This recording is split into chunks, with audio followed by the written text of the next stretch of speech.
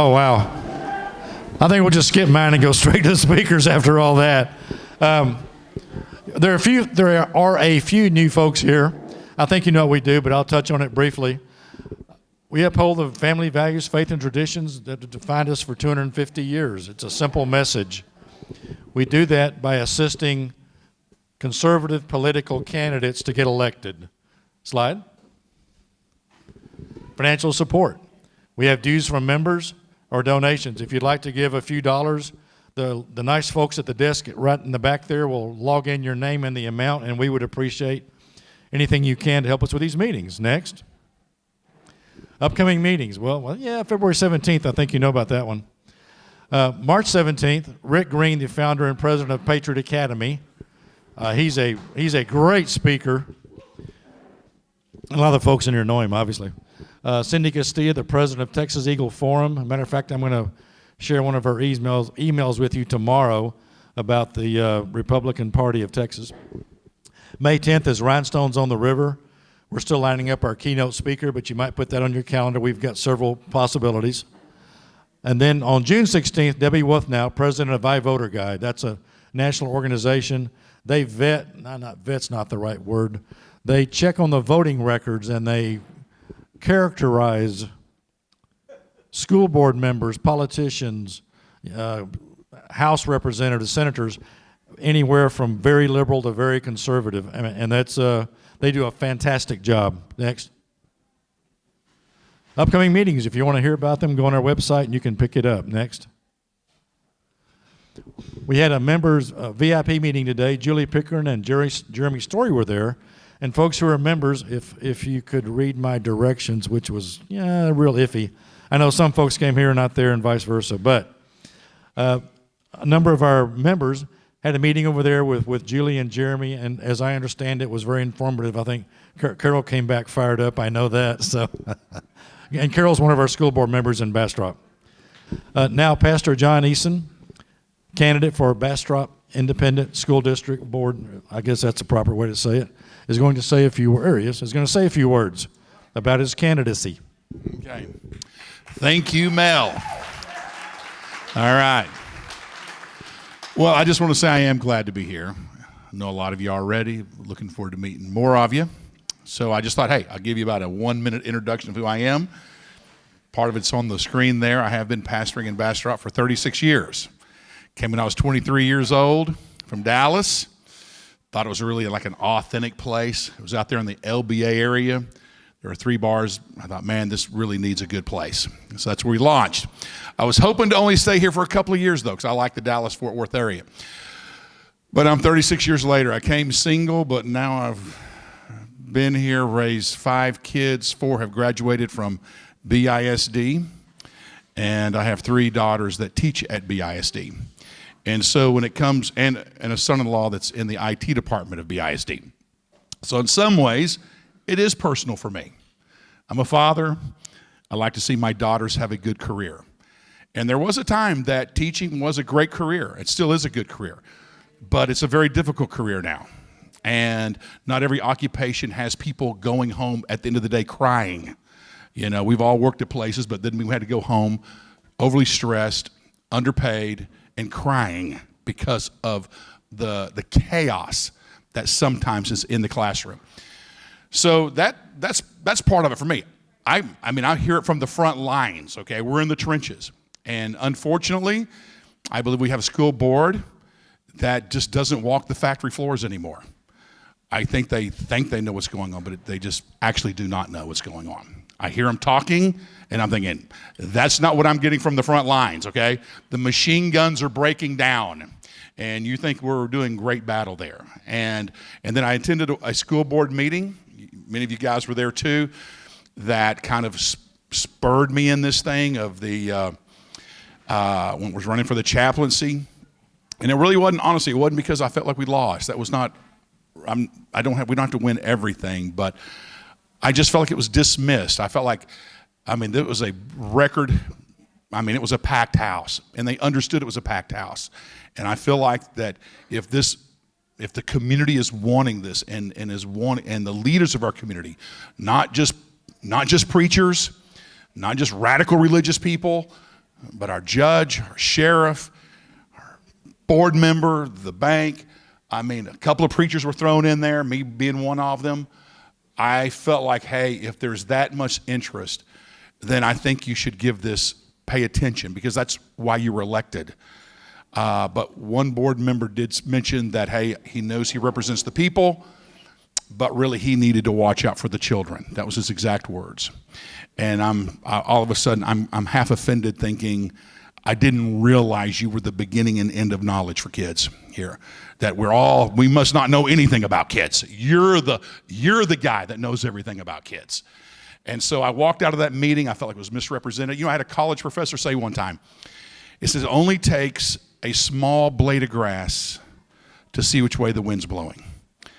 I do not have access to all the information. I'm a new kid on the block. I'm doing my best. I'm trying to make a very big learning curve here. But I felt like I saw that small blade of grass actually at that school board meeting, and it was not blowing in the right direction. I didn't feel like it was blowing in the direction of our students. I definitely didn't feel like it was blowing in the right direction for our teachers. And I just felt like, and I don't mean to overuse this word because I respect people in authority, I just felt like it was flat down deceptive. And because of that, I walked out very upset. So I had two things driving me. My kids, my grandkids that are actually in the school district too, and I felt like truth needed to be in the school system. And that's why I'm doing it. That's why I'm wanting to run. And I am absolutely, I've got, you know, I feel like discipline needs to be restored. The chaos in the classroom has to stop. I mean, if there's chaos in the classroom, nobody's learning. I believe there needs to be real engagement. These are not just political terms for me, like, oh my gosh, this is a cool, catchy phrase. Engagement is necessary, from administrative to the teachers to the parents, back and forth. People need to be communicating. And I believe there needs to be authority given back, and I believe there needs to be really a positive. The morale is low. Now, I'm Leadership 101. If the morale is low, I'm holding the leadership accountable. End of the day, if the morale is low. Good leadership raises the morale. And when you've got people in positions of leadership that aren't leaders, that creates a morale issue. And I feel like I want to be one of those kind of people that helps raise the morale. Happy teachers, happy classes, happy students. That's where it happens. It's not happening in the admin offices, I can tell you that right now. But the classroom is the hub of all learning. And so I got a couple of signs over here. You know, if you're bold enough to put me out there first, you know, without really knowing me. But I'd love for you to take a sign, put it in your yard. I'll pay you $1 a day if you'll wear one of my buttons here. If you're needing extra income, I will pay you $100 for 100 days. There you go. Vote John Eason. And now for the main event. Here's Julie's resume. You can see it up there. State Board of Education. Board member in private schools.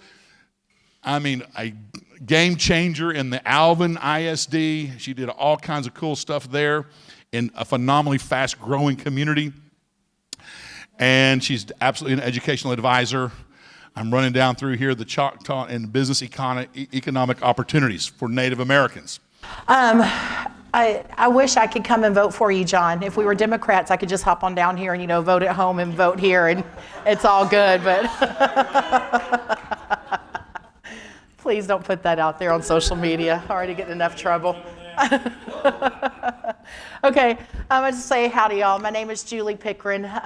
As you can see from my bio, I have the wonderful honor of serving about 2.5 million Texans, representing about 10,000 square miles of the great state of Texas, being an education advisor to more than half the governors in America, and also being an education advisor to the European Union. So God has been good. I can talk about education. I was also a trustee of the fastest growing school district in Texas at the time. So I can talk about education from a local, state, national, and international level. So just pick any question, and if I can't find out the answer, I will certainly find someone who can. But I think we're going to do questions and answers at the end. But what I want to talk about with y'all today is kind of how we got here, because I want to talk to y'all about the Blue Bonnet instructional materials. How many of y'all have heard of Blue Bonnet instructional materials? Okay, so a few of you, but not enough, because we need to make a really big impact with this. So thank you. Okay, there we go. I'm swiping there. No, you stay. I'm just telling him what I'm doing. I'm swiping because he's swiping, and okay. I'm touch screen, by the way, if you actually want to swipe. Okay. So let's talk about how we got here. So Texas is now officially a publisher of instructional materials. First time it's ever been done in the history of the United States of America. House Bill 1605 passed last legislative session, which set aside a lot of money to provide for Texas to become an instructional materials publisher. Texas now develops, writes, and publishes our own instructional materials. But this was a long time coming, and the reason for that is because of woke indoctrination. Because in Texas, for a lot of my life, I've been advising and writing and helping pass great education laws in our state. Education laws like House Bill 4509, called the Texas Informed American Patriotism and Education Act, which says all kindergarten through 12th grade Tier 1 instruction must be taught through a patriotic lens, must be taught that America is exceptional and Texas is exceptional. Other wonderful pieces of legislation, Representative Steve Toth's House Bill 3979, which was a ban on critical race theory and social studies, and then came back. Governor was so gracious and gave us a special session, and then we went and passed Senate Bill 3 from Representative Brian Hughes, which was a full ban of critical race theory in all subjects, because we realized that critical race theory wasn't really happening so much in social studies, it was happening in the English class is where it was really coming through. So we came back and passed SB3 in a special session, which was a full CRT ban. Then we came through and we passed HB 900. Senator Angela Paxton had the Senate companion to that, which banned pornography in our libraries. Then we came back and we passed a piece of legislation that banned pornography and obscenities. And I'm going to be real careful with this because we have children in the room. Pornography and obscenities in our instructional materials, because I don't know if y'all know this or not, but not only has it been in our libraries, but it's been in our instructional materials also.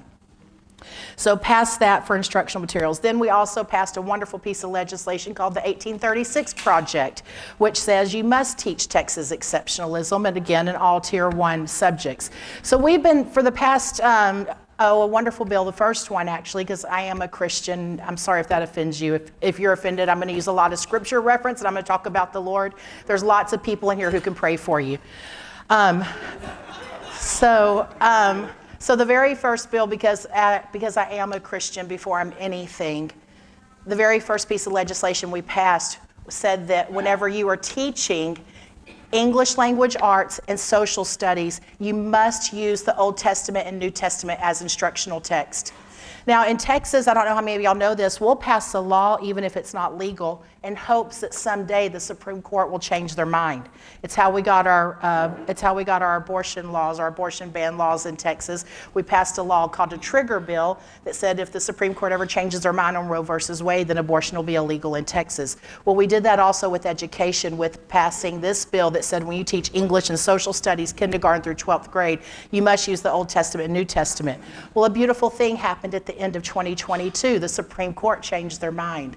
The Supreme Court, there was a case that bubbled up out of Maine where the Supreme Court ruled that you could use public tax dollars towards religious instruction and towards biblical instruction. And so that was a total game changer. So then me and my team and a lot of great legislators here in the state of Texas, we got busy advising and writing House Bill 1605, which would make Texas a publisher. Because the problem we've been having is in the great state of Texas, we have been spending millions of dollars on instructional materials to educate our children and grandchildren, and they don't follow our state laws. These national publishers will not follow our state laws. And then also, as somebody that's been in education for too long now, because I don't think of myself as that old, we have seen academic rigor greatly drop. What we consider advanced classes now, or advanced placement classes, 10, 12 years ago was general education. We have seen academic rigor just fall alarmingly fast around the state. So part of the new Bluebonnet materials is the academic rigor is coming back. By 5th grade, children are reading Shakespeare. Okay, so what people always say, Julie, what's woke? You say woke, define it, what's woke, okay? So we had Kamala Harris during the campaign, right? She did that video and she said, we all need to be woke, woker, we need to be the wokest, right? Like everybody needs to be woke, but what is that? And then we see Joe Biden at the core, can y'all hear me? Okay. At the core of woke, at the foundation of the woke leftist indoctrination is this core belief that your children and your grandchildren belong to the government. That's really what is at the core. And we all know Psalm 127 says that children are a blessing from God. And when God was talking in the book of Psalm, he was talking to parents and to families. God was not talking to the government. The government does not own our children. Our children belong to their parents and to their families. So we saw Joe Biden say that. He said there's no such thing as someone else's child. Our nation's children are all our children. I can tell y'all that statement could have been said in China by President Xi and it just would have been accepted. That is communism. That is communism 101 when you say that the nation's children belong to the nation and do not belong to their parents. Then we have Joe Biden double down. He was talking to a teachers union and he said they're not someone else's child. They belong to you teachers when they are in the classroom. Well, I beg to differ. My children are always my children, whether they're in a classroom, a library, at church, at the grocery store, no matter where my children are always my children. My parental rights do not end at 7:45 a.m. when I drop my children off at the schoolhouse door, and my parental rights don't begin when I pick them up at 3:45 in the afternoon. So this was also alarming. And then we had the Biden-Harris administration. If y'all don't know this, in 2021, a school board trustee from the Houston area named Viola Garcia went and met with the Biden-Harris administration in the White House and Attorney General Merrick Garland at the time to request that parents who come to board meetings to complain about anything that spend their 1 to 3 minutes talking about critical race theory, masking, pornography, whatever they're complaining about, because they have a right as a parent, that the Patriot Act, which was a law passed to protect America from terrorists in response to 9/11, that the Patriot Act be used against parents. And so it happened. Well, one of my dear friends, her name is Sharona Bishop. She's also known as America's Mom. She was the very first mom in America. She lived in Colorado at the time. She was the very first mom in America that they used the Patriot Act against because she went to her school board meeting and spoke for 2 minutes complaining about the mask mandate.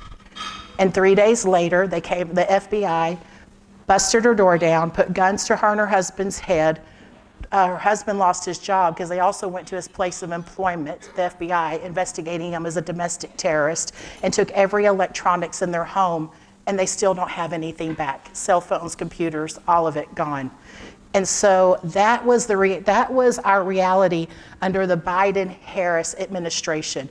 That is what woke is, and the foundation of it is basically communism, that children belong to the government. Okay, let's swipe. Okay, so what happens with woke indoctrination? What does it mean when I tell y'all that we've had this massive level of indoctrination of our children instead of education? So critical race theory. So the whole idea behind critical race theory is to divide people up among, originally it was among social classes, to have people start resenting each other, the haves and the have-nots. Oh, you have more privilege than I do. I wasn't born to that family, kind of separating each other. But then what happened is go ahead and swipe. We're going to go to the next one. But then what happened is they transformed it. This is under Ibram Kendi, the anti-racist, and the new movement of CRT and DEI, is now they have created something called intersectionality. This is the ultimate division of people, which is anti-American. Because our founding documents, the Declaration of Independence, says that we are all created equal. Okay, this creates some people more equal than others because now you're dividing people up. You're creating groups that you're dividing them based on their identity, based on race, based on economic class, based on disability, based on lifestyle, LGBTQ. Now you're dividing everyone up to create resentment and division among people, and now this is what's called intersectionality. And the whole goal of this, the whole goal of dividing people up and creating this division where one group is resentful of another group or one group hates another group, the whole goal is to get to the U.S. Constitution. The whole goal of it, because the U.S. Constitution is the longest running constitution in the history of the world. Think about that for a second. And so if they can do this, if they can divide people up, if they can get us to where America is in so much division, then we really are in what the slang they like to use now, a constitutional crisis. Next slide. Okay, so this is woke indoctrination versus education. And a lot of this is based on Rutgers University published a wonderful long-term study on the effects of DEI and CRT in education. And at the end of that Rutgers University study, what they proved is there was nothing good that came from public education instituting DEI and CRT. And if y'all don't know, Rutgers is an Ivy League school. It's not like we're talking about Liberty or Bob Jones or Stanford. No, we're not talking about those schools. I mean, this is a very liberal school. Okay, Ivy League school. And what they did, their conclusion was that when you put DEI and CRT in public education, you create negative mental health problems. You create depression. You create loss of hope. You create frustration. You create anger. You create division among children and among teachers. So it was like everything that we are spending millions of dollars to fix on the mental health side for our children, we're causing it through woke indoctrination. So these were some of the effects that we saw. And really when we saw this was during COVID, because a lot of us in here, we graduated from the same high schools and the same schools that our parents went to, our aunts and uncles, our grandparents. There's been this generational trust for our schools because it's familiar to us. But what we saw during COVID, when that veil was pulled back, and now we have the little kids sitting at the kitchen table, what we saw is, wait a second, that's not the education I received. I was never taught that the whole reason for the Alamo is because the Texians wanted to own slaves and Santa Anna was a benevolent dictator who outlawed slavery. I was never taught that. That's what was being taught to my kids. That's what was being taught around Texas. I was never taught in kindergarten at 5 years old that there are 28 genders. Okay, think about this. Kindergartners, 5 years old. There's only 26 letters of the alphabet, but yet we have school districts around Texas that are teaching 28 genders to our 5-year-olds so that in first grade, when they're 6 years old, they can pick what gender they want to be. Okay, that's what's happening. So these are things that we saw. We saw destruction of the family. We saw destruction of parents' rights. I just talked about that, the Patriot Act being used against parents, and this whole mindset of that children belong to the government, which totally erodes parents' rights. And then we saw teachers leaving the profession because teachers didn't want to teach this. Teachers didn't want to teach comprehensive, inappropriate education starting in elementary. They didn't want to teach it. They didn't want to teach critical race theory. They didn't want to teach one set of kids because this is your skin color, you were born an oppressor. You naturally, just because you're skin color, you are an oppressor and you have privilege that nobody else in America has. At the same time, they're teaching another set of kids based on their skin color that they are automatically a victim and that they have no chance at the American dream because the whole system, the U.S. Constitution and the whole system is set against them. And so they'll never have a chance to live the American dream because they were born the wrong color. Teachers didn't want to teach that to little children. Teachers didn't want to teach that some lives are more equal than others because there was a instructional material that was used all around the state that had a worksheet in it in elementary, one of the higher grades, 4th or 5th grade, so we're talking 9 or 10-year-olds, that it's called Who Do You Save? And it's a worksheet, and there's 10 people on a sinking ship, a mom, a child, a dad, a disabled person, a worker. There's 10 people, but you can only save 5. So now we're going to tell our little 9 and 10-year-olds, we're going to train their mind to think some people are more equal than others because you can only save 5 people. Who are you going to save? You don't do that to children. You don't train children how to think that way. How you train children to think is what our founding documents say is e pluribus unum, out of many one, and all men are created equal in the Declaration of Independence. So what's happened is because we have so focused on woke indoctrination instead of education, because in Texas we mandate that every child has 72,000 minutes of classroom time of education every year. And what's happened is we have squandered those 72,000 minutes and not educated children, but yet we have spent that time indoctrinating children. And so what's happened is we have an illiterate population now. What we have is we have an illiteracy problems where children can't read in the state of Texas, which are going to be adults that can't read. That children aren't proficient in math, which will be adults who aren't proficient in math. And so what's happened is because of this woke indoctrination mindset, we have stolen the American dream from children. We've robbed them of it. Okay, next. But the wonderful thing is, like many of you in this room, we the people stood up and said no more. We the people said, you know what? The Lord has called us to be the watchman on the wall, and I am not going to let this happen to one more child in my purview. I'm not going to let this happen to one more child in my community, because you had great women like Carol and great men like John now who are standing up, and they're Christians. They can't reconcile this with their Christian values, and now they're standing up and they're saying, not on my watch, not on my children, not for the children of this community. And so the beautiful thing as Christians is that we know in Romans 8:28, the Lord says that all things, and y'all, I don't know about y'all, but in my life, I got a lot of things that fall in the all category. The Bible says that all things work together for those who love the Lord or are called according to his purpose. And so what I stand on when I pray is I stand on, Lord, I don't understand this. I don't understand how we have spent 15 to 20 years indoctrinating these kids in this wicked, it's not education, it's indoctrination, and we've failed to educate them. But I know, Lord, that you promise that you will redeem it. And that's what I'm here to talk to y'all about today is the bluebonnet materials, because Texas said no more. Texas drew the line in the sand. Your voices became very loud after COVID and going, what is going on in our schools? And so the legislature heard it, the Texas State Board of Education heard it, the lieutenant governor heard it, the governor heard it. It was at a fever pitch, and that's why we now have the bluebonnet materials. Okay, so now I'm going to go over your numbers. Actually, let me go over the numbers last. Let's go past all these numbers first, because keep on going. Keep going. Okay, nope, go back one more. Okay, let me talk to you a little bit about what bluebonnet materials are. Bluebonnet materials, I'm going to give you the highlights of them. The first thing is the state of Texas already paid for them, so they're totally free to your school districts. Right now, your school districts are spending on average of $300 per student on instructional materials. So this is a huge win for taxpayers because they're free.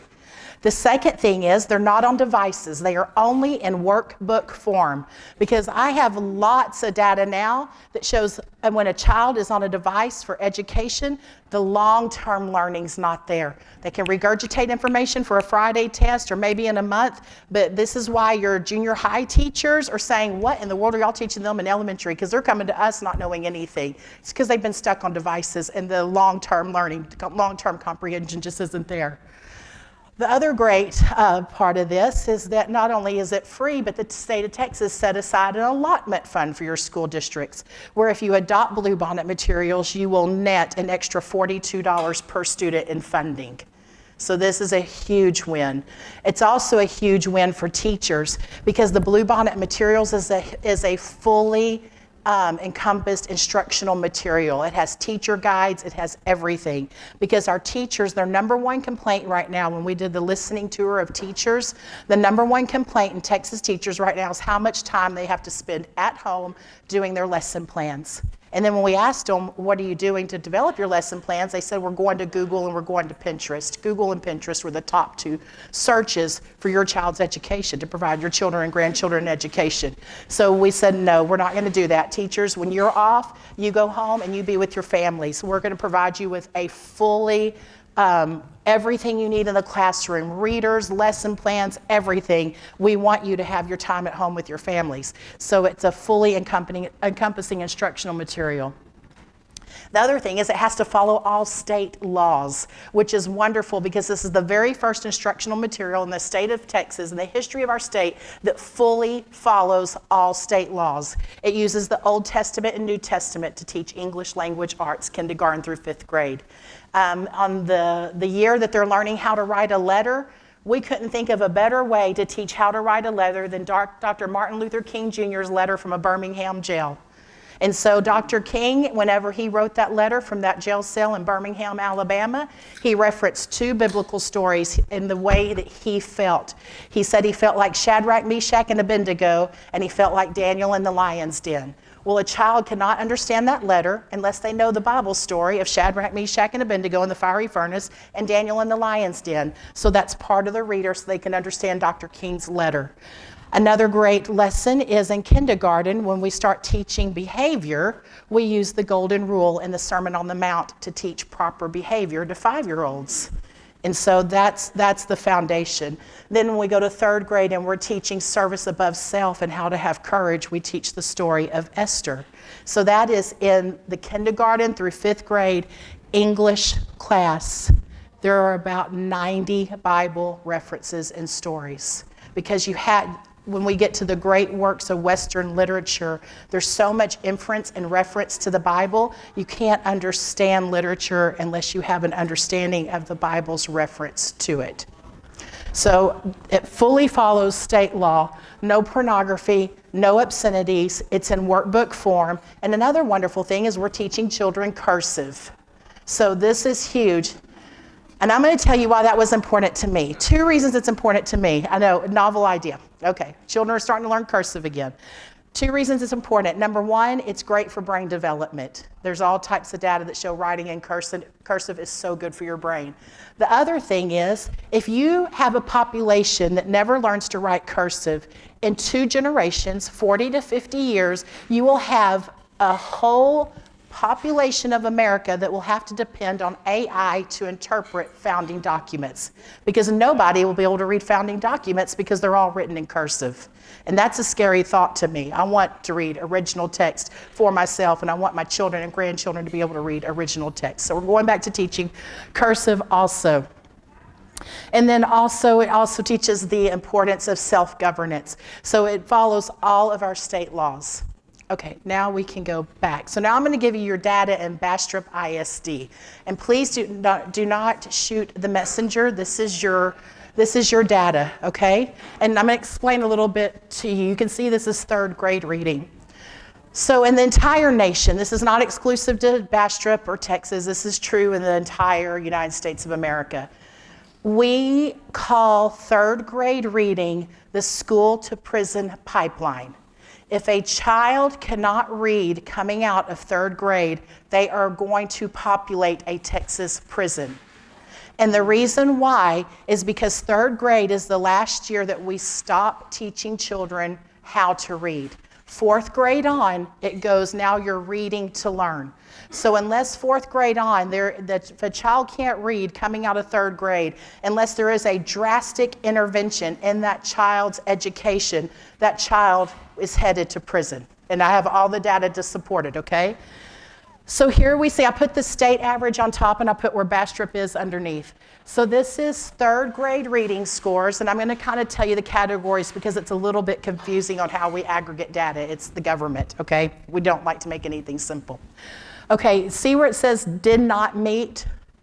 You see the column where it says it's 1, 2, 3, 4, 5, 6 columns over under performance levels, and it says did not meet? Okay, that is 46% of the 3rd graders in Bastrop ISD can't read. That is 46% on that cut score. That is 46% are reading on a kindergarten or below level, and they're in the 3rd grade. And it's not just that they're in the 3rd grade where you have a chance to make it up. This is a springtime assessment. This is an end of school year assessment. So by the time you get this data back, that child is already in the 4th grade. It's too late. You've missed it. You've missed them.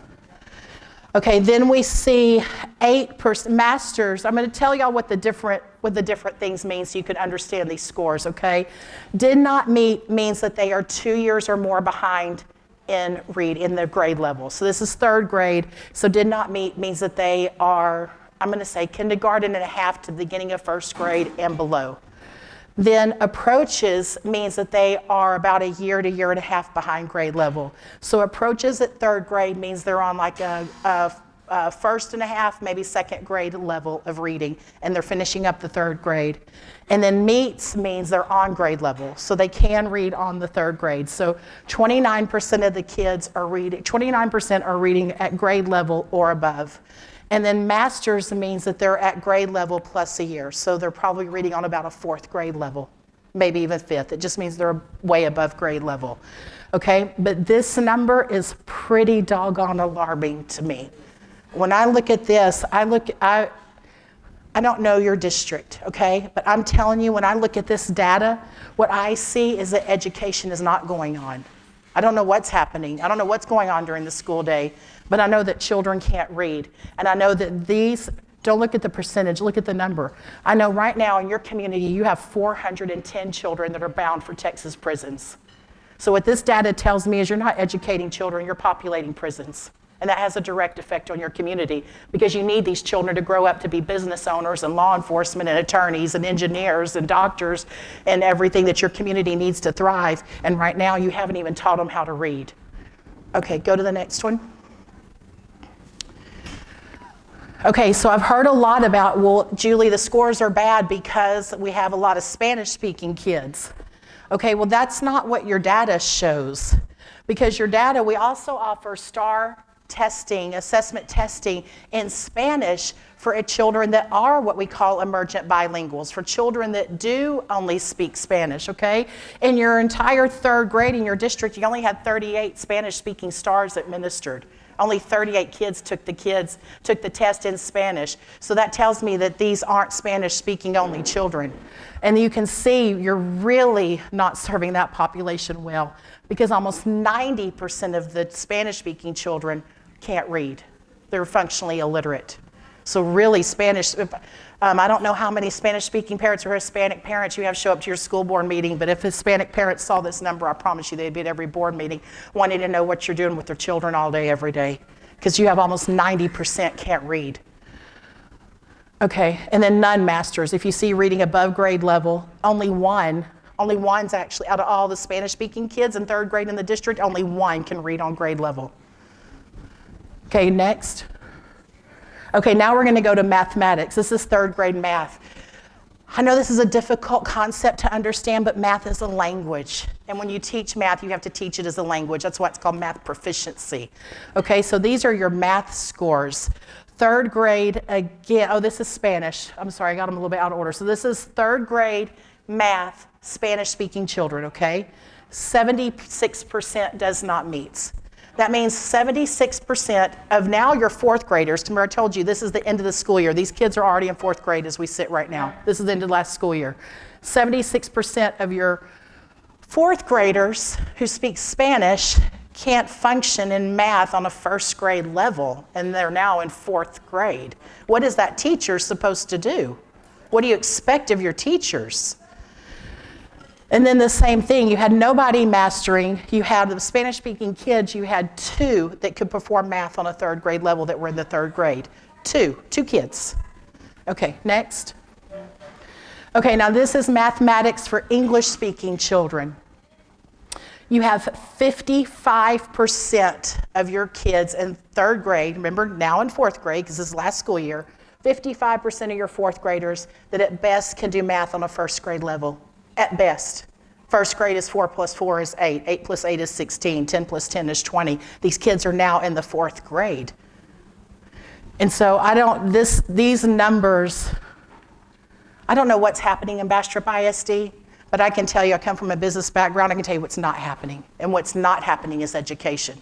I don't know what is happening. Education's not happening. Then we have approaches and above. So you have 45% of the kids are, let's back that 24% out. 21% of the kids are a year to year and a half behind. And then you have 19% of your kids that are at grade level or above. And you can look at that compared to the state average. The state average is 41% of all the kids in Texas are at grade level and above. And then you can compare that. See, I put the state right above Bastrop, so you can see what's happening statewide compared to what's happening in Bastrop. So do I have one more to flip to? Yes, I have one more. Boy, I wish I had some good news for y'all. I don't like I don't like when I have to present these numbers, but y'all need to know because you need a new school board. You need to really get behind John, and you need to do everything you can to support Carol. She's already elected because this has to be fixed. Okay, then let's see. I like to also go back and pull 5th grade numbers because I like to see, did we fix anything? Like maybe something did intervene between 3rd and 5th grade. Did we fix anything? Did we pull any child out of the school to prison pipeline? And so what I see in 5th grade reading is we still have 72% of the children are more than 2 years behind. So kids in 5th grade who are now in your 6th grade, y'all have 6th grade in junior high? Y'all raise your hand if y'all know. 6th grade is junior high or still part of elementary? Because some districts do it different. Junior high, middle school. Okay, so now you have all these kids that are now in middle school and they're not even reading on a 3rd grade level. What does a junior high teacher do with that? Their textbooks aren't written for a 3rd grade level. Their textbooks are written for kids that can read at least on a 4th, 5th grade level. So now how do you educate this child in junior high? Okay, and then we can see, these are your Spanish scores. So that's your Spanish speaking kids.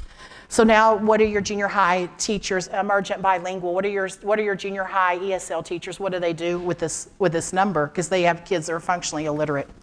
And then you have approaches and aboves, and again, you had 2 tests that were meets and above. So coming out of 5th grade, you had 2 Spanish-speaking students that could do math on a 5th grade level or above. 2. Okay, next, let's go to English. Okay, these are English-speaking children.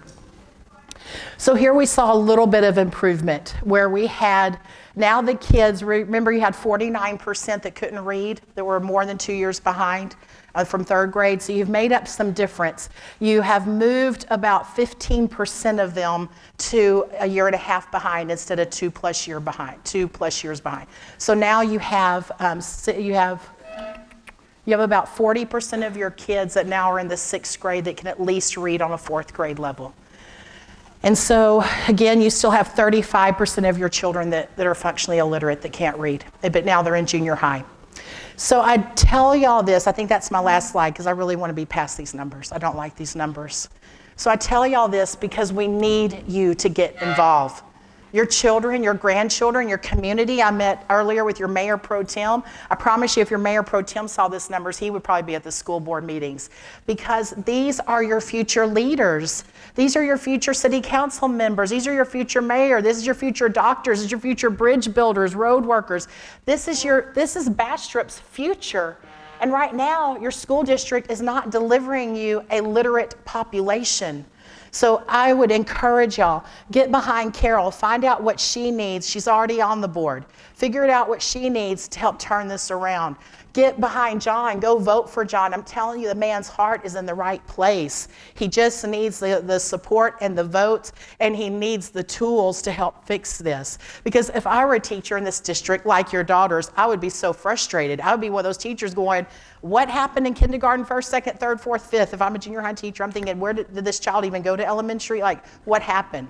How come they're coming to me and I have to educate them now with all 6th, 7th, 8th grade materials and they're still reading on 3rd grade level? So for your teachers, you really need to get on top of this because I can't imagine the level of frustration for a teacher. So what I'm asking y'all is to get involved. What I'm asking you to do is run for school board so that you can put education, so you can put the main thing back as the main thing in your schools, which is educating children. Your district is receiving a lot of money. The state of Texas, we funded education at $16,700 per student last year. There's a lot of money in education. So vote for John, support Carol, run for school board if you can, show up to the school board meetings, and if you don't ask anything else in your 2 minutes or 3 minutes to speak, is say, what is the school district doing about literacy? What is this school district doing to teach children how to read? And what are you doing to make sure these children who can't read, that they don't wind up populating a Texas prison, that you have interventions in place to go back and teach them how to read? But I will tell you, your school district should immediately adopt the Bluebonnet materials because the Bluebonnet materials have the best methodology on teaching a child how to read. And so I would say that would be paramount. Okay. Any questions, or you want me to go to Jeremy and then do questions? I don't have a microphone, but if you would, you were on a school board. Yes, sir. For a lot of years, fastest growing school district in Texas. I know some of the things you did. Would you mind sharing that? And then we'll bring Jeremy up. Then we'll ask questions of both of you at the same time. But that was powerful. Sure. And I honestly, David can tell you, I don't like doing these type of presentations. I love coming out to communities and saying, oh my gosh, y'all are doing everything wonderful. Teach me what you're doing. But you need help right now. But the help's going to come from within, because as Texans, we pick ourselves up by our bootstraps and we go to work. We don't wait for somebody else to come and rescue us. We rescue ourselves. It's the Texas way. It's the Texas spirit. These children need your help. Okay, so I was a trustee of the fastest growing school district in Texas for 6 years. We were adding about 1,500 kids every summer, which is, it's an incredible amount of growth. Built 9 new schools in 6 years, lowered property taxes twice. My teachers were the highest paid in the state at the time. In 2016, my teachers were starting at $64,000 a year with no experience, first day on the job. And I negotiated teacher benefits. I have permission from my superintendent to negotiate the teacher benefits. And my teacher benefits were so good that the IRS sent a letter to my school district saying, if you don't change your teacher benefits, your teachers are going to have to pay luxury taxes. So when I stand here and tell you that it is a spending problem, it is not a funding problem. I built 9 new schools and purchased 4 lots of land for additional new schools for what was coming, and had 2 tax compression rates where we never raised property taxes in our district. So I promise you, with everything in me, it is a spending problem. It is not a funding problem, because we certainly didn't have the level of funding that school districts have today. Yeah, Doge. Well, I'll give you an example what happened in HISD. So, you know, the very first week that the state took over HISD, they fired 200 administrators to clear out the budget, to clear out the pay, so that teachers in the NES schools, elementary schools, started at $70,000. Junior high teachers started at $80,000, and high school teachers started at $90,000 and capped out somewhere around $120,000. So that's what you can do when the priorities are right on the spending. Okay. And now I get to introduce my wonderful friend, an amazing man of courage. If I could just bottle up a little bit of courage that Jeremy has and sprinkle it around America, America would be in a much better position. Although I think the president's doing a great job, and Elon and Doge is doing a great job. But I'm telling you, I just can't tell you enough good about, y'all know him, Jeremy Storey. I got it right here. And I look forward to answering questions with, thank you. I look forward to answering questions with Julie as well, because she's a wealth of information. In fact, you know, whenever I expose some unlawful activity, really immoral and unlawful activity in Round Rock Independent School District, the superintendent and some of the things he had done, and then they worked with the sheriff to put me in jail. At that time, it was actually Julie and several others who were statewide leaders who called me up to help me because of that issue. So when Julie says that she stands for righteousness and education, she means it. Because we didn't even know each other. And she's a State Board of Education member, and here I am just out of jail. And she called me because she knew something was wrong. And in fact, all those charges have been dropped. Julie was right. And on top of that, I'm now suing that school district. Why? Because parents' rights matter, right?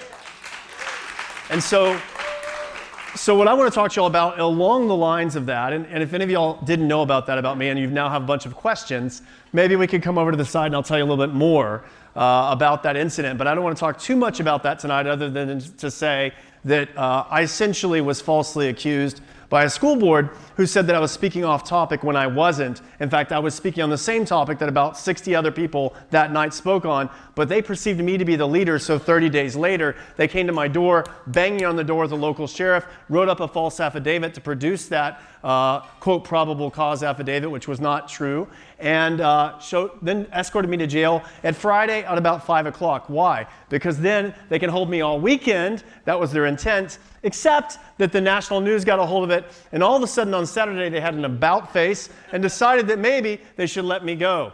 When they had told me in the jail before that I was not going anywhere, all of a sudden I was called out of the jail, and they brought me up and said, Mr. Storey, we've decided to let you go. We found a judge. Mysteriously in the middle of the weekend. So these things do happen. Actually, in Westlake ISD, I've dealt with this, and in several other ISDs where the school police are used by the superintendent to silence speech that they don't like, which is one of the reasons why school police should not submit to an educator who has no idea what's going on with the police and could frequently use them and abuse them. But that's a whole other topic. Let's talk about, and I'm on the State Republican Executive Committee. For those of you who don't know, I am your SREC member for SD5. And which means it's a multiple county area, Bastrop, Williamson County, and so on, all the way to Houston. And that's for Senator Schwartner's district, but I'm not representing him. The State Republican Executive Committee is sort of the board, if you will, of the Republican Party of Texas. So we get to decide what the Republican Party of Texas sort of does or doesn't do and what our standards are, which is related to what Julie talked about, because in the legislature right now, and I've been working on this for about 15 years or so, to try to reform the Texas House, because frequently things go to the Senate and pass, and then they get sent on to the House, and there's a lot more complexity than I can mention right now for the speed that I have to go. But basically, essentially, we all know that things die in the House. Now, this was not known as much broadly, say 10 or 15 years ago, but I'm so glad that it's increasingly becoming known. And I've been fighting for that for 15 years, so I will continue to press forward. And you can be sure if someone does not meet the Republican Party of Texas standards, which are the legislative priorities, for example, we have 7 of those, and then we have a couple other special issues that were voted on by the grassroots at our state convention, meaning people across Texas said these are our issues. And if the Texas House blocks those issues, or any politician in this state blocks those issues from passing and becoming law willfully and repetitively, in fact, our state rules say 3 times. If you do that at least 3 times, we can censure you. That means the SREC can, but it starts at the local level because we as a party value local level. This county, the county level or any county can censure any official in their county, and they can send that censorship up to the State Republican Executive Committee, and we will consider, whether we will, it automatically happens at your level, but we'll see if we want to do it at a state level, and then we can vote on what the penalties would be. And in our rules, those penalties can be just a slap on the hand. They can be that we're going to fund an opponent for you in the primary. They can also be that we will remove your name from the primary ballot. Now, some of you might say, how could you do that? It's an election. No, the primary is owned by the Republican Party. That's why it's our primary, right? The general election, that's a separate thing. Can't remove people off that ballot. However, the primary is simply a private selection process for Republicans, of Republicans, by Republicans, to advance and see who's going to be our candidate. So if we have a candidate in there that is not meeting our priorities and has willfully gone against them, then we, as the state board of the Republican Party of Texas, which is a private entity, not a government entity, can choose to say that person doesn't get to use our name. And that's exactly what censorship is. And in fact, in our censorship, I'm going too fast, but it allows us to address some of these issues in the House. And that's some of the things we are seeing happening right now. I'm on the School Choice Committee because I value education, as you all know. And so I was appointed to the School Choice Committee. I can talk to you about that. The Legislative Priorities Committee, which we just discussed. I am on the Ban on Taxpayer-Funded Lobbying Committee. Anyone know what the largest taxpayer-funded lobby is in the state? Anybody know? Texas Association of School Boards, I would say, is probably the largest. Why? Because almost every school board in the state sends them money. And you know what they do with that money? They lobby for things that we would not agree with. So they basically take money out of your tax coffers and they hand it to a private nonprofit who then basically goes and lobbies against us. But it's worse than that. TASB also, and this is, you know that most of the school policies across our entire state are actually handed to school boards by the Texas Association of School Boards. They literally hand them a piece of paper that says, these are policies you should pass this week. These are policies you should pass next week. And guess what? They're not a governmental organization. It would be like if I set up some sort of private group over here and got every school board to subscribe to it and just started saying, you know what, schools, I think you should pass this policy. And then they all just passed it. And I have no government oversight. Nobody elected me. I just basically control all the school boards. That is what TASB is. They're one of the largest taxpayer-funded lobbying entities in the state.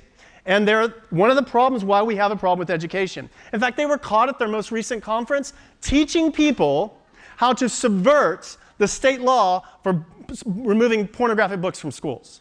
Their lawyers were literally teaching school board members, here is how you can get around this law if you'd like to remain and keep pornographic books in your library. This is why TASB and other state taxpayer-funded lobbying entities need to be restrained. and so I'm on that committee. And then I'm also on the local government committee, which is finding candidates, which finds candidates for school boards or for local governments. Do you see a trend? And what I think is important in our state, listen, 80% of the kids or so in Texas are in a public school. And in fact, when you think about what your city council does, and I know Julie covered this maybe a little bit, I'll tag team with her, what your city council does, what your state officials do you know that one of the most important things that affects your life, really more than almost any of those, is your local school board? They pass the majority of your property tax, not your city council, not the state legislature, ultimately your school board. They are usually the biggest employer in most counties. They also happen to influence 80% or so of the kids in your area, for good or for bad. So you add all that together and you have a massive influence on your life, your house, your future kids, grandkids. If you say, well, we're going to opt out of the system and just be over here by ourselves, well, guess what? Your kids or you are going to interact with that 80%, whether you like it or not. And other things and the production of that in your city. In this city, in Bastrop, the school board, when you look at it, has an extremely low rate of college-ready or career-ready or military-ready students graduating. To me, that's a bottom line. What does that mean for Bastrop? That means that Bastrop isn't getting the right employment, the people to be employed in Bastrop. And that affects businesses. So once again, you can see how school boards are so important. Of all the things we do, I personally feel that they're the most important thing because they also then shape the minds of our young people. Right? And then that becomes the future for Bastrop and our state. And so it's very important for so many reasons, which is why I no longer in any way mince words when I talk about it. My wife studied to be an educator. I've been in education myself, working with college students for about 25 years. I have family members who are educators. I have nothing against education. I actually want to see great education. I want to see amazing education. I want to see teachers paid well. I want to see schools thriving. I want to see public education, not just private, growing, blessing students graduating, getting great jobs. I love education. I think it is immensely important, which is why we can no longer pretend like things are just okay. And the phrase, but it's for the kids, shouldn't we just approve more? No. Because if you're already running in the wrong direction, like at the Super Bowl, if you're running in the wrong direction, and then I say to you, well, it's just about the football, let's just keep running. Well, if you're running to the opposite end zone of the other team, that's a problem. We got to stop, right? Because if it really, really, really, really is about the kids, which I believe it is, then we have to evaluate what is it doing for them. And if the answer is, it's not succeeding in some way, then we have to be honest. We don't have to be angry. We don't have to fight each other. We have to be honest with that and then honestly work together to make that better, which is what John Easton's trying to do by running for school board. I think that's a great thing as a pastor. I wish more pastors would run for school boards and then take stands boldly when they're on the school boards. Why? Because kids are so important. It's very, very important. So let's talk about a couple things you can do to, I'm sorry I'm going fast, but I want to get to us being able to ask those questions. So a couple of things you can do at a school board level. One, Julie mentioned it. You can go talk to your school board members. You can go sign up to speak at your school board. And you can get your allotted time to speak. That's within the state education code. Also, you can go and mobilize people in your community at a school level, like say just a school in your area, an elementary school, a middle school, a high school. One of the best things you can do is just be active and involved and have one or two people in that school that are watching what's going on and reporting to the overall community, like Bastrop County conservatives, what's happening at that school. Now, if you take a few people at every single school in Bastrop ISD, and each one of them just simply reports something that whatever they hear is going on, and that goes to sort of a central committee for Bastrop County conservatives, you can see how just a few people at each school as watchdogs could then make sure that the school district is held accountable. It doesn't take sort of a massive thing. Now, you can make it bigger than that, but if you at least have one or two at every school, that's a great start. And then Bastrop County conservatives can be coordinating that, and you can begin to discern what's going on. When there are issues of concern or issues of praise, you can go to the school board and say, hey, that was amazing. I'm so glad this happened. Or you can go to the school board and go, that was not good. We should not do that. And oftentimes, school board members are not aware of what's going on at that local level. So by simply telling them, you are informing them. And many of them want to make a difference, but simply are being bamboozled oftentimes by the system and by administrators. And that, not for every administrator, mind you, I'm not saying that, but it does often happen in our state, and we need to speak the truth, so I will. And so that's something you can do, is mobilize on a per school level. You can speak at school boards. You also, and people don't know if you realize, Julie, I don't know if you covered this because I was trying to help with the back and the food, but in education code, without a lawsuit, without sort of becoming angry or any of those sorts of things we might think you have to do, or you have the right, every person in a community, not just parents who are in the school district, but any person in that community can file a grievance with the school district. Now, if it's a school level issue, like for a particular school, then you file that first initial level grievance at that school. If it's something that's a little broader, there's a secondary level grievance. And if it's something that's district-wide or board-specific, it goes to the highest level. But no matter where it starts, it can progress itself up to the board level. And guess what? When you file a formal grievance, and it's very simple, it's literally as simple as typing an email. You don't have to have a legal form or a lawyer. You just, most districts, there's an email you can send. Bastrop has one. We have a school board member here tonight that can probably tell you about it. Often there'll be an online form. It's that simple. You just submit it and you say, hey, here's the thing, I'm filing a grievance. Here's why. Here's the issue where you're violating, and here's what I'd like to see as a remedy.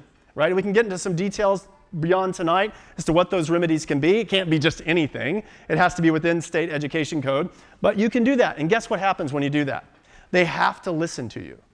By state law, they have to listen to you. They cannot go, sorry. They actually have to hold a hearing. They have to go through this process that I can't describe as much tonight, but they have to do that. And if you go all the way up to the highest level, the board literally has to hear you. Whether they want to or not, they have to hear you.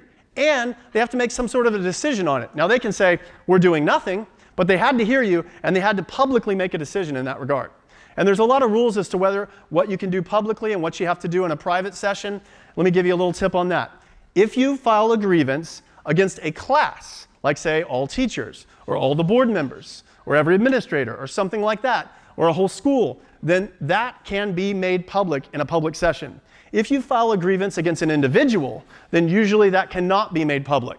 So if you want it to be an issue that the community knows about, you need to file against classes, not against individuals, if indeed the problem is a class. Don't like make up something, right? I'm not insinuating that, but I'm saying oftentimes people will have a district-wide issue that they file against an individual, and then it becomes private, and boards will close that session so that no one else knows about it.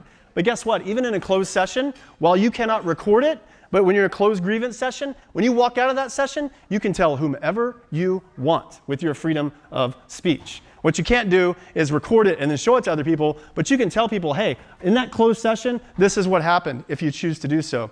And of course, consult a lawyer. I'm not a lawyer, but these are the sorts of things you can do.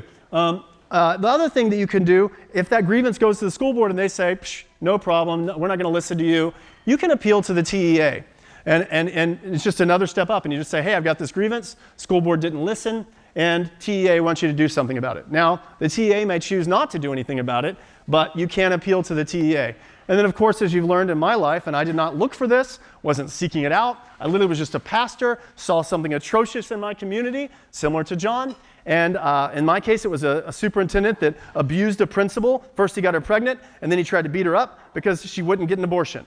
So that's the long and short of it. When I exposed that, I got arrested, as y'all know. Now, that's not normal, thankfully. But the point is that you can, sorry, where was I going with that? I was doing grievances. Where was I at? Julie? Huh? Oh yeah, state grievance level. If the TEA were to reject you, you can, and you do have the option as a parent to literally file a litigation or a suit at the state court or federal court if your constitutional rights or other rights, or even some of the other things like slander and other things, you can file a litigation. Those are expensive. And this gets me to the last point I'll probably touch on briefly, because I want us to be able to answer questions. And that is, well, if ultimately every grievance or every issue, like say there's a state law right now that is supposed to prevent pornographic books in libraries. I won't get into the details right now, but there is. And so if, let's say, a school board violates that willfully, and they're just like, no, we're going to throw every pornographic book in the library all we want. And we know it violates, but we don't care. Let's just say it's that extreme. So then you go through the grievance process, they dismiss you, maybe the TEA doesn't listen to you. Then you file, your only option after that, unless some local authority is willing to get involved, is to file a lawsuit. And oftentimes with parents, whether it's their own kid or another kid or a systemic issue, they have to file, they're left with that that option. I got to file a lawsuit. And it's very expensive. It's very hard because these districts are funded to the tunes of hundreds of millions of dollars, right? And I don't know about you, but I don't have hundreds of millions of dollars. And so for my lawsuit, I've literally had to raise the money piece by piece by piece to fight it. And that's not all so easy against a school district, which brings me to why school choice is so important. And I want to end on that, and then maybe we can answer questions. Everywhere else in our country, is America for the most part, we value the free market system, which means you have choices. If you don't like this thing, you can choose this thing. And as a result, there's competition, and through that competition, America has made itself very strong in a lot of great things. It's why we have Elon Musk, with launching all the satellites everywhere, or other things in our country that maybe other countries don't have, because we've had a value for choice and for free market forces. But in our public education system, the way it's presently funded, you basically have monopolies. You have a kid who's going, say, in inner city Houston to a horrible school and whose parents want to move, but that kid cannot because simply where that kid lives. So that kid doesn't have choice in the public education system. And so we want to find ways to broaden choices so that that kid can say, I'm going to go to a school down the street, or I'm going to go to a school, even a private school, and it's still going to be public education because we will fund that kid and he still gets educated. It's not like the kid does not get educated. The kid still gets the public funding, and the public funding educates that kid, and the kid gets a better result. Now you say, well, what happens to the schools that lose kids as a result? Well, if they lose enough kids, they close. Why is that a problem? It's my question to you. Why is that a problem? If public education is about the kids and not a job program for adults, then if a school is failing kids, why should it stay open? Unless it changes. The only reason that you would answer that question ultimately is, well, because I care about the system more than I do about kids. That's really the truth. And in fact, there are so many people across our state that are trying to twist this. Most of them are connected to the TASBs of the world or other things where they have their hand in the public money pocket. They're getting some money from some school district or something. And so they want to make you think that it's about rich people are the only ones that are going to get this, or homeschoolers are going to be destroyed. No, they're not. The bill that was actually passed by the Senate so far and then headed to the House, literally, and I worked for this, and so did Julie, I'm assuming, but I know I did, and I'm sure many people did, has a protection in it that literally says, if homeschoolers do not take this money, this bill can in no way be applied to them. So then why do you hear things on Facebook saying that homeschoolers are going to be destroyed? Because TASB knows that they want to turn us against one another. They want to keep people locked into a monopolistic system that takes advantage of children. Who's TASB? TASB is Texas Association of School Boards. And so basically and essentially, you have this need for choice in our state so that parents have the power of the purse. And so if I choose to send my kid to a different school, or someone else does, then I don't have to sue the school district in order to get them to change. I can literally just move my kid to a different school. My kid still gets educated, and ultimately that school district will then listen more to who? To who? Parents. To people that show up at the school board. They don't have to just go, psh, I don't want to listen to you. You don't know anything. We're the educators. You're not. We're the powerful board. You're not. No, because all of a sudden they are accountable to every parent. Because any parent at any moment, if this continues to grow, could say, peace out. You guys do what you want, see how it works for you, but my kid is going to go to this school over here. And if school districts then change, as did Julie's, right, and a traditional school district begins to become more efficient, great. Then kids are going to flock there. They're going to flock there. And we hope that public schools continue to thrive. And the question really isn't, will the public schools thrive? Because this school choice system actually does create public schools. It will create a whole bunch of new public schools over time. It's just there'll be different types of schools that don't waste 50 cents out of every dollar. They get more money into the classroom, like she talked about, that 80% that they saw. Because there's no reason why we should be dumping millions of dollars into a school and then a teacher has to go buy crayons because they can't get their kids, or folders, or whatever else. Listen, teachers under a school choice system will have better paying jobs, they'll be happier, and they'll be in better schools. And the schools that are existing there right now that cater and change their ways, teachers will stay there. It's that simple. And so this has driven our country for a long time, the idea of choice. And for some reason we've thought that it doesn't apply to education, but it does.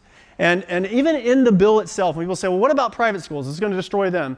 No, in the bill, it literally has protection after protection after protection. It even says that private schools that are religious, they cannot have the state tell them, you can't take this money, or you must do this with your religious education, or you can't have the Bible in your classroom. No, it actually says that that is not allowed, that they have to let a religious school be a religious school even when we send the public dollars there. It does. So it's protecting all private schools, it's protecting homeschoolers, and it's going to make public schools even better. And essentially, it's all going to become moving forward and educating our kids.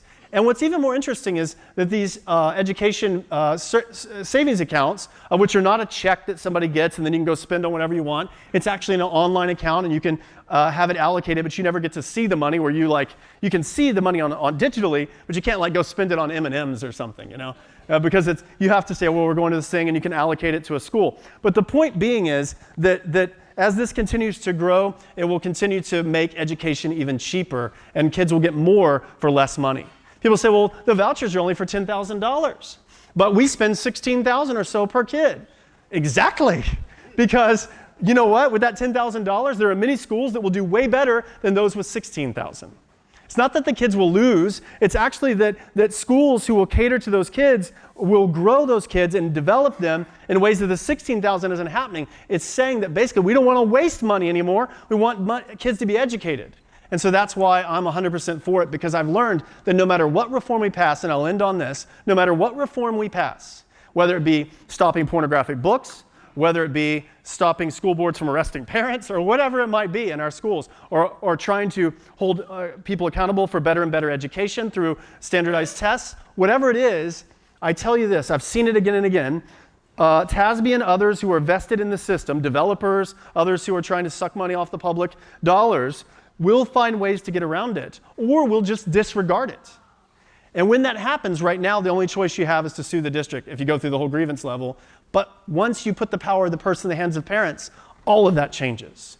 Every reform we pass in education, every good law that we pass will be listened to more by school boards across the state, because you will have the power and parents across the state will have the power instead of school boards having all the power, right? Because what happens in a monopoly, we all know, things go down the toilet. And we don't want that anymore, because we all care about kids first. And what's great about it is teachers will be blessed too, with better salaries, better jobs. Most teachers I know, most good ones, they want to educate kids. They want to be in the classroom, shaping minds. They've made tremendous sacrifices to be there. And most of them, I've talked to so many online and in person who say, I'm retiring, I'm resigning, I'm done with this. I don't get to educate kids anymore. These are good people that want to educate kids. And what's happening is they're getting cremated by a system. I want to see those good people who want to educate kids, those teachers, those good administrators across the state, I want to see them lifted up. And that will happen when parents have a choice.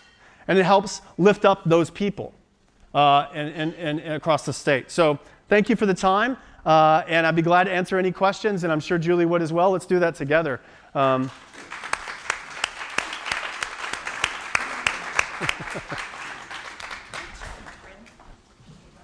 Likewise. Yes, sir. Your mic.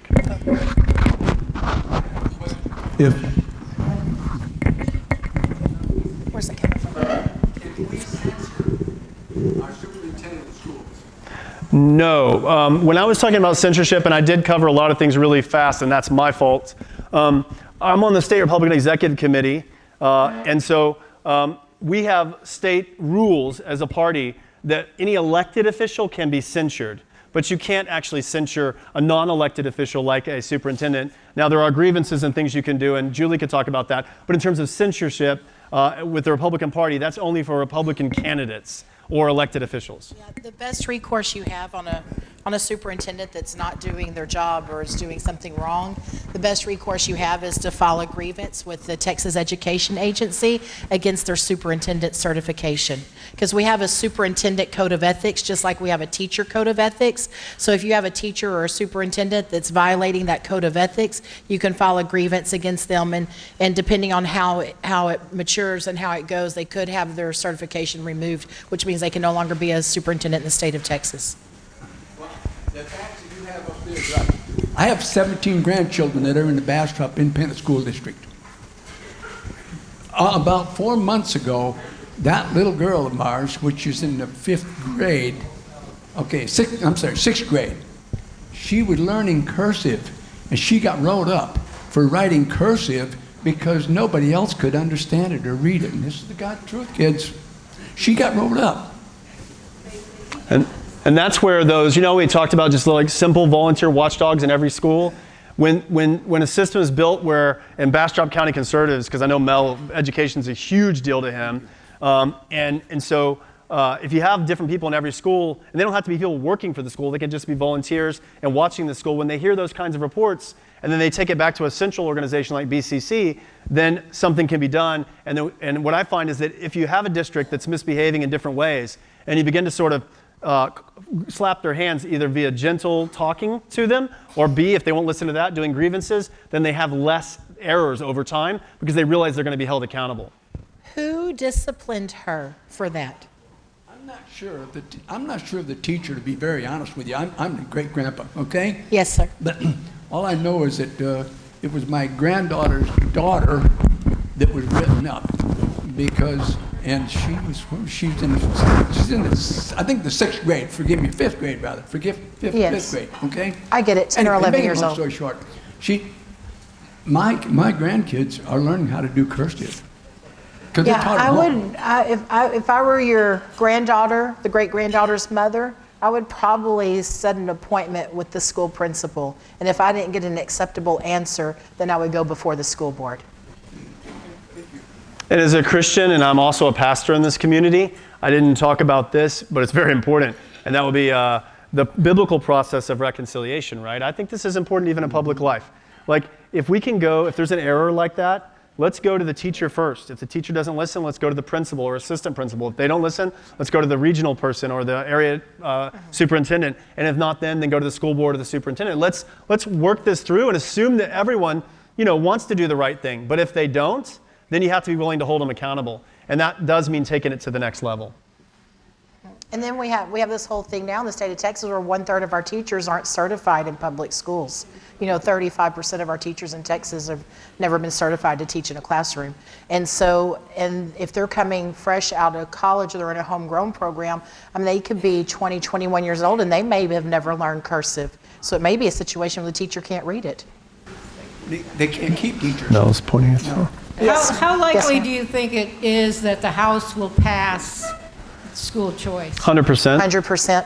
We have according to Governor Abbott, the votes are there. Yeah. So now the question is that if it passes or not, the question is now, what does it look like? So that's the question really right now that we all need to be watching. And you guys are amazing watchdogs at BCC. Y'all are one of the more effective grassroots organizations across the state. Love it. I really, really do. I've worked with Mel since the very beginning of it. I'm so thankful for BCC.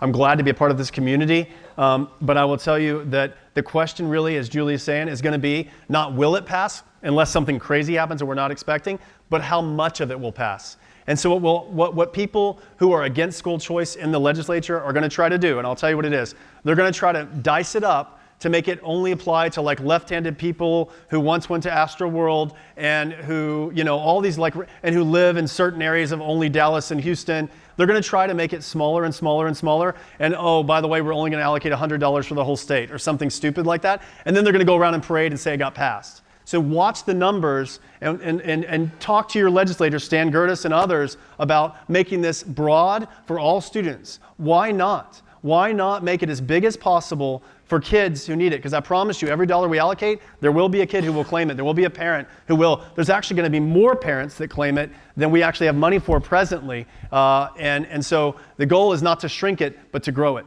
So Okay, one more quick question. can I give you a little bit of perspective on why it's so important? Texas and Florida always were neck and neck in national ranking. We were always between somewhere 25, 26, 27, kind of jockeying back and forth over the last, whatever years, 15, 20 years, okay? Now that Florida has passed all their laws over the last 10 years where they truly have universal school choice for every parent in the state, Florida for the very first time is #1 in education in America. So we know beyond a shadow of a doubt that competition works because Florida is now sitting at #1. Julie, what's Texas, do you know? Texas is still sitting in the same. We're still sitting in that same position of. Okay, and if the Board of Education is closed down in DC, how does that affect Texas? Okay, so do you mind if I take this? Okay. Federal funding of our schools outside of ESSER funding, because if y'all don't know, our COVID ESSER funding was the largest funding of public education in the state of Texas from the federal government ever, okay? But all that's over with now. All those ESSER funds are gone. I mean, for the like 99.9%, they've all been spent. It's all gone, okay? So when you take out all the ESSER funding, the federal funds of individual districts, it ranges, depending on the district, it ranges between 3% and 6%. So it's a very small part of a school district's budget is the federal funding. The state of Texas, your property taxes are what's funding your ISDs. In my local district, when Obama in 2016, when Obama wrote a letter to my district threatening us if we didn't make our locker rooms and restrooms gender neutral, that they were going to withhold our federal funding, we held a special meeting and figured out our federal funding was 3% of our budget. We can make up 3%. So we wrote our own letter back to the White House saying, thank you for your concern, but we know what's best for our kids, and putting boys and girls locker rooms in 2016 was not right for our area. Yes, ma'am. Or yes, sir. Along that same line, if President Trump and Linda McMahon are able to get rid of the Department of Education, what kind of impact will that have on Texas and other states and the teachers union? Okay, that's a big question. That's like 3 questions in one. So if I'm going to try to stay on track with what you asked. So number one, I can't say that. It would be very difficult to completely end the U.S. Department of Education because they have about 5 things that they're mandated to do by Congress, that's funded by Congress and mandated by Congress. So if you truly want to say the U.S. Department of Education is closed, you have to pass laws with Congress that end it.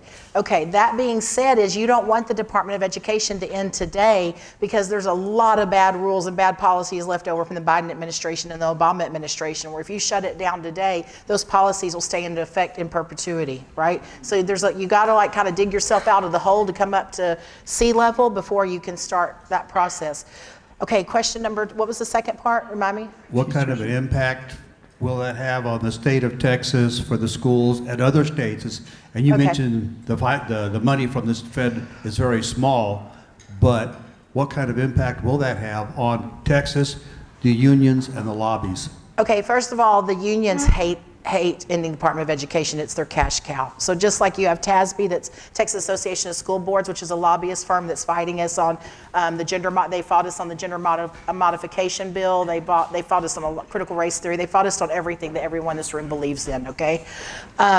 The unions are very strong. Even though we don't have collective bargaining in Texas for educators, the unions here, American Federation of Teachers, is still very strong in Texas because teachers can still join. It's just the union's not allowed to enter into collective bargaining agreements with the school districts.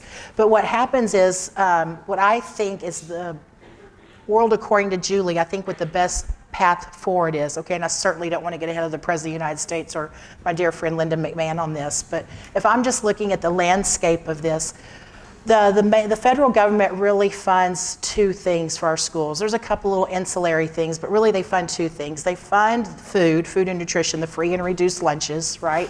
Title I schools, poor children, economically disadvantaged children, they feed them, they give them breakfast and lunch, and that's paid for by the federal government. The other thing that they do is special education, which special education really has to do with disabilities, which I think really should be in Health and Human Services. Health and Human Services is who is equipped. They're already helping people with disabilities, so that should be handled by HHS. And then food and nutrition, I would love to see, because we've been doing it in Texas already for about 2 years. A wonderful ag commissioner, Sid Miller, has been doing this for about 2 years now. But I would love to see food and nutrition actually go to Secretary Rollins or a group, Department of Agriculture, and let's fund our local farmers and our local ranchers to get good food to our schools instead of this prepackaged Twinkie 10 years in the package stuff. Let's take that money and get it to our local farmers and ranchers and give our kids good fresh food at school. So that's what I would like to see. That's the 2 biggest funding things in DOE, Department of Education. I'd like to see special education go to HHS, and I would like to see food and nutrition go to Department of Agriculture. And the goal overall to fix all this, if you're, say, to like 90,000 foot level, is can we push the power to more and more local all the way down to the parents? And right. so get the federal government Children out of belong to their things, parents. get it further and further down to where you're spreading that out, that accountability locally. And we don't really need the federal government, telling us what to do in the state of Texas for our kids. Because what happened with ESSER funding prior to Obama, let me go back a little bit further. Prior to Obama, whenever the state of Texas received money from the federal government, it came in what's called block grants. It was based on how many students you have and special needs and what have you, okay? And the federal government would just say, here's your money, educate your children how you think they need to be educated, which was fine. All of that's well and good, because how you educate a child in Houston is not how you educate a child in Chicago. Different needs, different economies, right? Different workforce development. So that was all well and good. But then we saw under Obama, especially Michelle Obama, attached a lot of strings to school funding. And I'll give you an example. They totally changed food and nutrition. Right? They totally changed how much fat, protein, and salt you could serve a child, to where we couldn't even order a gallon of ketchup at the time would cost like $8. Well, that broke what you could give a child as far as salt. So now you had to order a special low sodium ketchup that was $28 a gallon. Imagine what that does to your budget.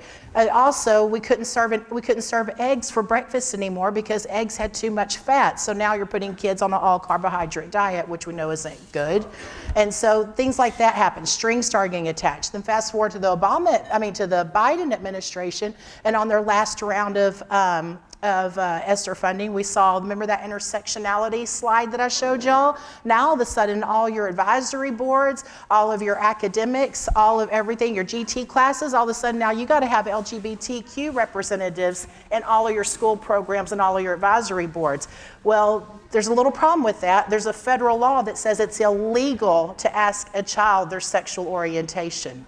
But yet we're going to put kids in our GT classes and advanced academics and special programs based on their sexual orientation and gender identity. So they bumped up against the law and the Constitution a lot on their rules, but that's what happened in the last phase of ESSER funds. So if we went back to block grants while everything is being shut down with no strings, I think the states would be okay, but the Department of Education has just gotten out of hand. And that's why, we obviously, everybody here, I think most of us support President Trump. Julie has served as an education advisor. When he ran in 2015, I served on his spiritual advisory team. And it was really, at the early days, people were like, I don't know about this guy. But interestingly enough, I just had a sense that the Lord was going to use him to change things. And that doesn't mean he's perfect. Trust me, he isn't. Neither am I, neither is Julie, neither any of us. But he is shaking up things in big ways.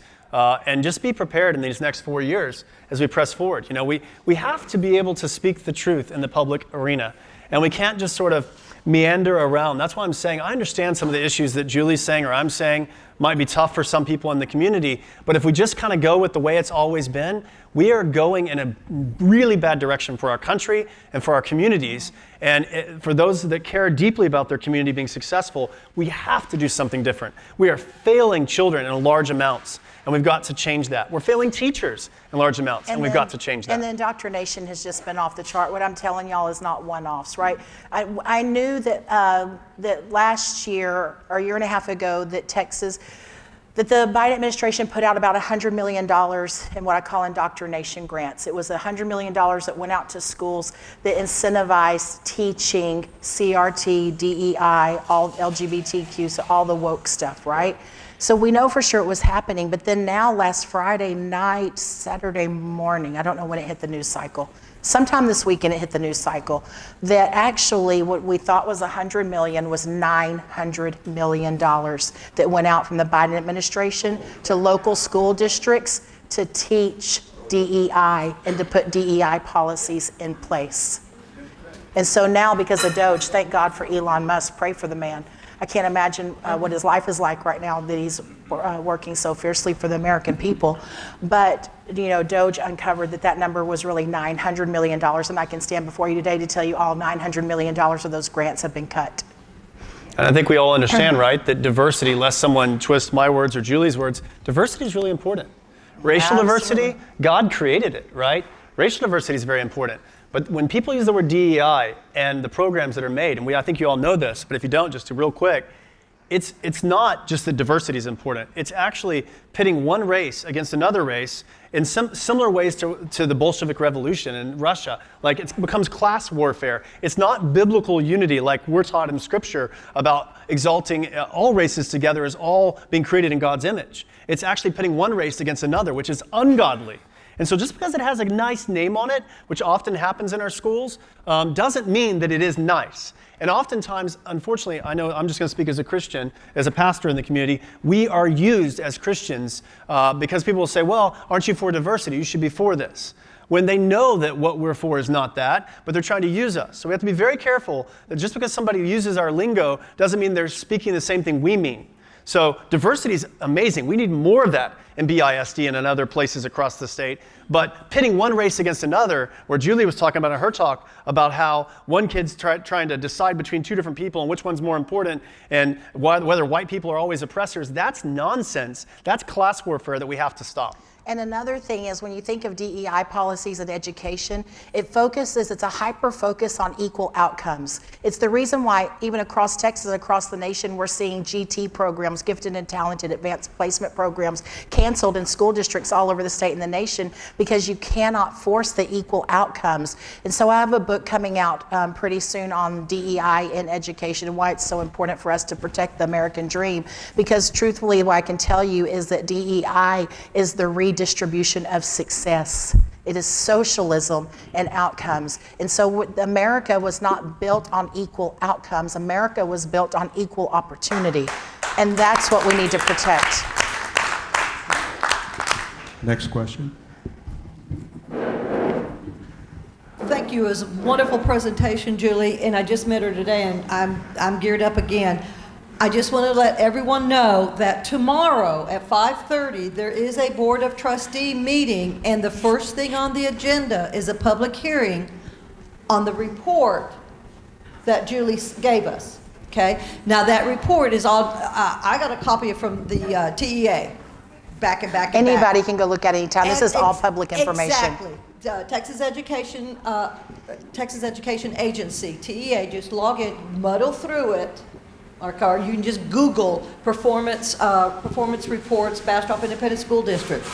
But there is a public hearing tomorrow. That means there's going to be a presentation, and you all can ask questions. It's not like the public response, whatever, where we just kind of stare at you blankly. This actually will have you some questions. So now please. I can tell y'all what's going to happen when y'all go to that meeting. They're going to put a hyper emphasis on growth. They're going to say, oh, 10% of the kids are reading better, or 15% of the kids are reading better, but that doesn't matter if you still can't read. It doesn't matter if you went from kindergarten to first grade and now you're in fifth grade. It's irrelevant. So they're going to put I've been through so many of these meetings. They're going to put a hyper emphasis on growth, but you're too far gone for that. Yeah. These kids need extreme intervention so that they don't go to prison. Yes, ma'am. I've noticed in the school board meetings, there's a hyper, emphasis on building new schools and less on the education.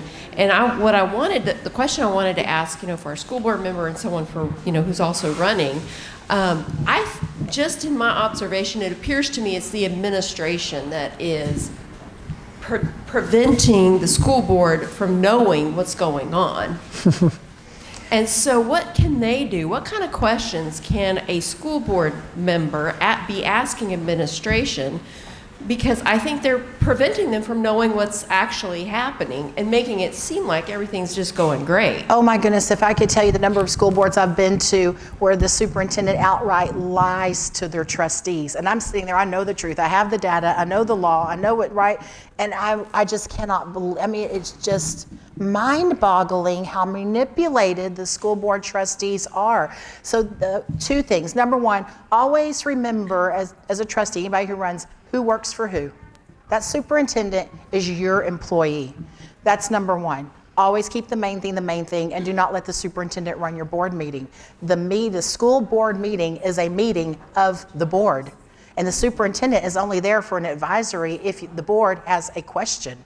okay? So don't let your superintendent run your board meeting. It's not their meeting. They're there just for advisory.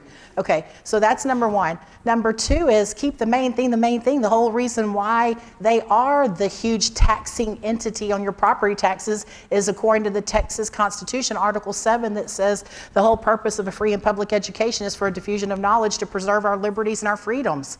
If this education is not preserving your Texas liberty and freedoms for the next generation, it's not fulfilling the Texas Constitution. And then when you have this level of illiteracy, you're not preserving your freedoms and your liberties for the next generation. So with these kind of numbers, I would tell you every single school board meeting needs to track student performance. You need to tell your superintendent you want a comprehensive plan for literacy and for math proficiency starting now in kindergarten, because I mean, you have a track record where whatever you're doing is not working, right? So I would put in just world according to Julie. I don't want any nasty letters from a superintendent, but just world according to Julie, I would make the superintendent's pay performance-based, and every single meeting we would be talking about student performance, what's happening at this campus, what's happening at this classroom, what's happening here, what's happening with these students. It would be every single board meeting because you have a serious problem. This isn't like, okay, maybe we'll fix this down the road. No, you got a serious problem. And so that's what I would do. Yeah, yes, ma'am. I'm the parent co-chair of the SHAC at BISD, and we were able to vote. We got committees, and we looked at curriculum, and we were going to vote for what curriculum to present to the school board to recommend for the school. We kind of got ramrodded what we actually we're going to present. We were told that all that day, we were told, BISD was $8 million in the hole, so we couldn't have any curriculum that cost anything. So that just took what we were going to recommend off the table. So we had like two choices. The one that they did ultimately pick was it's all SEL.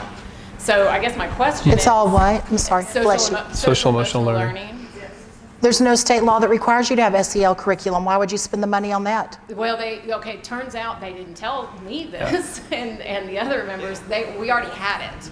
So the school already had it. So they just wanted to use the curriculum that they already had, basically. But they're telling you they're $8 million in the hole. Is that what you said, $8 million? Yes. Okay, so they're telling you you're in the hole, and then they want the board to approve a contract to spend the money on an SEL? It was free. We already had it. Somebody paid for it. It wasn't free. Well, but they already had it free. It was already purchased in the system. And I want to make a comment on this because it's even worse than that, Julie. This is actually something I know a little bit about with this group here. One of the things I didn't mention that you can do is what's called an open records request. It's free. You send into the school district, I want these records. They're public. They have to give you those records as long as it's not someone's personal information like their social security number. I did this for the SHAC for Bastrop ISD. For these women and other women that were serving on it. And what I found out was that Bastrop ISD had not been following state law on SHAC for many, many years in terms of keeping the SHAC members, voting on them officially so that they could basically control who was on the SHAC without anyone really knowing who's on the SHAC. I saw all this in open records. This isn't my interpretation. It was absolutely clear. I just asked them I basically went down the state law and said, do you have this? Do you have this? Do you have this? And I saw what they didn't have, and I saw what they were now all of a sudden starting. Well, guess why is that important? Because there were people on this committee in this last year or so who were on the SHAC committee, the Student Health Advisory Committee, parents, who showed up to the meeting, who saw themselves as members of that, had been contributing, but had been contributing in ways that the school district did not like. And so the school district, in fact, someone representing the school district, actually told those people they had to leave, that they weren't members, and they could no longer be in that meeting at that time. And a security guard for the school district said in his official capacity, I saw the recording, I've got it on my computer, if they want to challenge me, bring it on BISD. A security guard in that meeting threatened those parents and said, you must leave or I'm going to have to do something. So here's the thing. What were they trying to do? Silence voices that they didn't want to listen to. And then on top of that, they then stuck them with a curriculum that the SHAC wasn't even recommending. We have to push back on stuff like this. I'm not an angry person. I'm not trying to be mean to people, but that isn't right. Right? This is a committee that's supposed to be community input. They literally iced several of the members and threatened them with the security guard. Okay, so number one, SEL instructional materials, SEL education is not required by the state. Period. End of story. Well, I think it's just... And number two is... They flipped the Okay, well, number 2 is you don't have time for SEL. Kids need to learn how to read and write. So if you're spending 30, 45 minutes in a homeroom period every day on SEL, immediately scrap that board, immediately scrap that and replace it with phonics education with science or reading. Your kids can't read. Yeah. You don't have time for No, that. they don't do phonics. Okay, one question. I guess my quick question was, so as far as the Bluebonnet? Yes, ma'am. So it's coming up. It was mentioned at our last SHAC meeting that we can, readdress the curriculum again, like in April. So how can I find out more about the Bluebonnet, what you were talking about, so we can recommend that? I mean, it's free. It's Additional $42 per student in funding. It's not just free. It's additional funding. Money. Yeah. So how do I go about finding out more? Is it on TEA? Yes, it is. You don't need a SHAC for your school board to adopt instructional materials. You can't do it tomorrow because you have Texas Open Meetings Act, right? Friday was the deadline for your board meeting tomorrow. But next month, Bluebonnet could be on the agenda and your board could adopt it with the SHAC never telling them what to do. So just personally, I can go as a parent and recommend that curriculum, that they adopt that curriculum? Yes, ma'am. I highly suggest everyone in this room show up to the board meeting and recommend that curriculum because whatever they're using is not teaching children how to read and write. I've got one last question, then we'll shut it down. Mike Turner wants to say something. Not yet, just a sec. I got one last question first.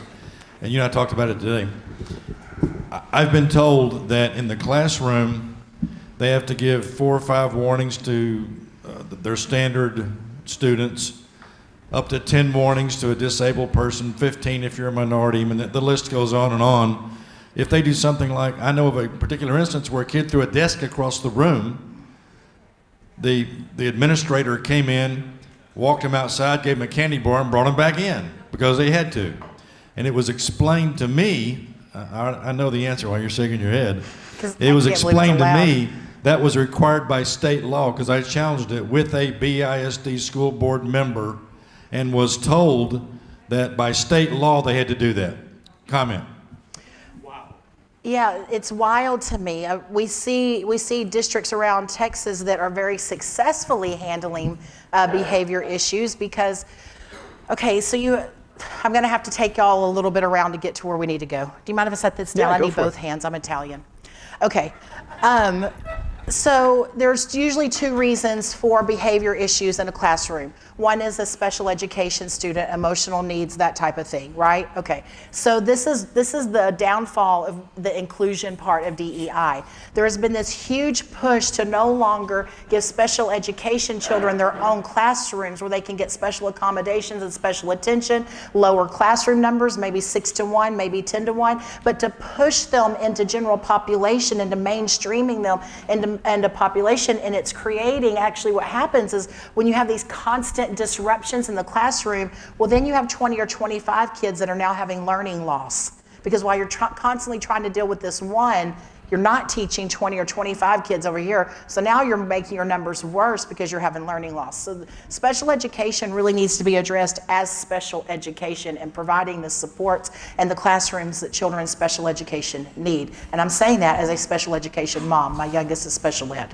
Okay, the second part of that is true behavior issues, right? True, I mean, maybe not just the best home life or not enough discipline, I don't know, whatever, just true behavior issues. So we've seen a lot of success around the state on school districts that create a military type school within their district. It's 5 a.m. to 7 a.m. PT, physical training, and then 7 a.m. to 3 p.m. is the school day, and then 3 to 5 p.m. is another 2 hours of PT time. And so they created them as an alternative school. It is ran by veterans, junior ROTC people, and it is a military type school and discipline level, and that has been very successful around the state for the school districts that create those campuses for behavior, because there's a lot of incentive to go back to your regular school. Kids don't usually like the PT time from 5 a.m. to 7 a.m. and then from 3 p.m. to 5 p.m. So, and then some people do need to learn discipline, so it's good for that too. I'll tell you, Mel, they took that away. The teachers, when they were in the hole, they took the program of the people that come into the classroom and address that student. What is that called? There is a Special sheltered instruction. Yeah. Or you mean for special education?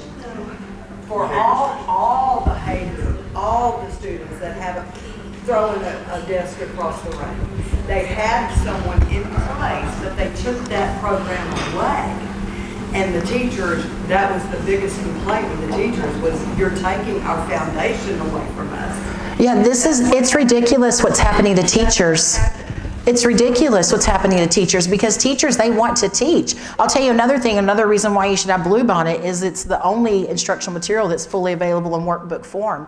Because when you have a child who's on a device all day, a teacher's no longer a teacher. A teacher's now a facilitator because they're learning from the device. And that is a huge insult to me, to teachers, because you'll never develop critical thinking from a child. You need children to be on pencil and paper and the discussions happening in the classrooms so that you develop critical thinking skills in children. It is crazy to me that we have such wonderful teachers in Texas and they're relegated to a facilitator because districts are buying instructional materials that are only available on a device. Well, let me, if I may, I think we kind of got there, but the state does not tell school districts how to discipline children. Is that fair? We have there are some laws, like we have a restorative justice law that says that in discipline that says that you have to like provide paths for kids to come back, right? You have to have, as Christians, we believe in restorative justice, right? I mean, now y'all are going to get my Christian side. I was a sinner going to hell. I needed a savior. I needed a way to get back on the right path to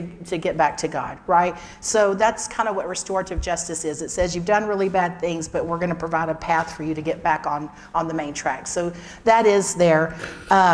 There's a couple of other laws along that way, but it's not near what's being used as an excuse for what's happening in classrooms today. And I'll give you an example, and this is why I went down this path. Giddings is rated, as I understand from some Giddings folks, is rated as an A. It's an A school. So I had a simple question. I'm not real intellectual. I just said why, and the answer was we have policies, rules, regulations. As an example, we have a dress code. If one of the students comes to school and they have holes in their pants, they're sent home. They do it twice, they're expelled. And I said something about throwing a desk across the room. And you said, "Are you kidding?" They're expelled permanently. And they don't get a pat on the back. They don't get a second reprimand. They don't get a, what does that get us? It gets you an A school. Not like BISD. Yeah, you have to have discipline. And I'll tell That's you, where I'm going with this. some of the highest performing schools we have in Texas are actually our charter schools. We have several charter schools in Texas that are called National Blue Ribbon winning schools, which means they're the cream of the crop in the nation. And I'm telling you, when you walk in, one of the things that really contributes to academic success is uniforms. Girls are in dresses with a blazer and a blouse. Boys are in slacks with a blazer and a button-down shirt. And the teacher's uniform matches it because, you know, teachers right now feel so disrespected, lack of professionalism. Well, you know, and just in my world as a business owner, outside of my state Board of Education position, but just as a business owner, I would have a very hard time with somebody coming and telling me that they need to earn more than $100,000 a year when they're wearing pajamas and a hoodie to do their job. I mean, I just am not going to take you that seriously as a business owner. So I think that if you want the level of respect and you want the six-figure salary, you need to look a certain way in your profession. And so there are lots of charter schools around Texas that have excellent dress codes. And I'm telling you, I don't know what it is, but the behavior problems, the discipline problems just aren't there because there's this whole level of respect for each other just based off the dress code. And we can come together as a community, you know. It doesn't have to be an angry thing. We do have to be firm when lines are crossed, but we can come together as a community and make a difference. You really, really can. That's the great thing about a school board. It's so local. There's enough of us here, and Mel and others who are leading this, to come together, to change the school board through elections, to change the school board through holding them accountable. So doable. So easy to do. It doesn't have to be, you know, a big anger thing. We can really press forward. We just have to be firm in what we're heading towards, and we have to be willing to look deeper than just the surface level and have courage to continue to do so and question what we're told. And when we do that, we can begin to make school districts better, or school district here in Bastrop better than it is today. And why? Because it's ultimately about the kids, and there are kids in Bastrop right now that need our help to help them learn better. And that's why Julie's on the State Board of Education, because she cares about kids, not because she's wanting, you know, an easy job. It's a hard job. And so what we're talking about is not just some political idea. It comes down to kids. I mean, kids' lives that are being, in essence, indirectly ruined by misappropriation of funds, by schools that are violating state law, and we can do better. And I think it happens when a community comes together and says, we want to work together to help our school districts succeed. And there's a lot of ways we can do that. It's been said by more than one person, you don't have to be smart to be successful, you just have to know smart people. Can we get a standing round of applause for these folks? That was wonderful. Thank you all so much. That was incredible. Can I,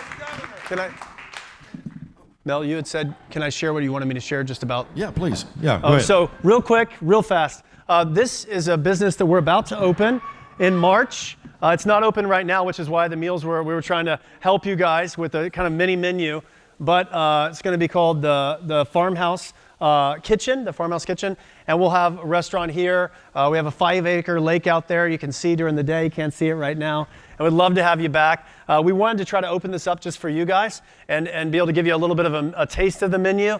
I know it was a little bit slow tonight because we were trying to get things to working on the point of sale. We actually have a much better point of sale coming in March, but we were trying to kind of throw something together just for you guys so that we could get something out on the table for y'all. And but I hope you come back. This is a business that I own, my wife owns. She's at the back there. She'll hurt me if I identify her. No, I'm just joking. But she's at the back talking to Linda. And we really hope to be able to have you. We want it to be an asset to the community. We want to be able to host events here that are important to our community. And so any questions you have, let us know. We're going to be doing in the fall hay maze. You can come out here and fish on the lake. You can come out here and walk around the lake. We'll have a pool. Not pools and swimming, but pool table, live music on Saturdays, things like that. But a family-friendly environment, 100%. That's, as a pastor in the community, that's what I care about. I want to have a place where people can come and hang out and enjoy themselves. And it's a place that honors the Lord as well as honors our community. So love to have you guys come back again when we're actually officially open. Thank you. And Mike Turner has a quick fight. Oh, I was just going to say, Mel always tells me, as important as knowledge is, none is prepossessed. There's a couple of good books that deal with woke ideology, and if you find yourself in conversation with folks that are dealing in woke principles, there's some really good reading from Douglas Murray, a book called War on the West. Vivek Ramaswamy wrote a really good book called Woke Inc. G. Van Fleet wrote a really good book called Mao's America that deal with these communist principles and how they're being applied in American society now. Thank you, Mike, and thank you everyone for being here. We appreciate it.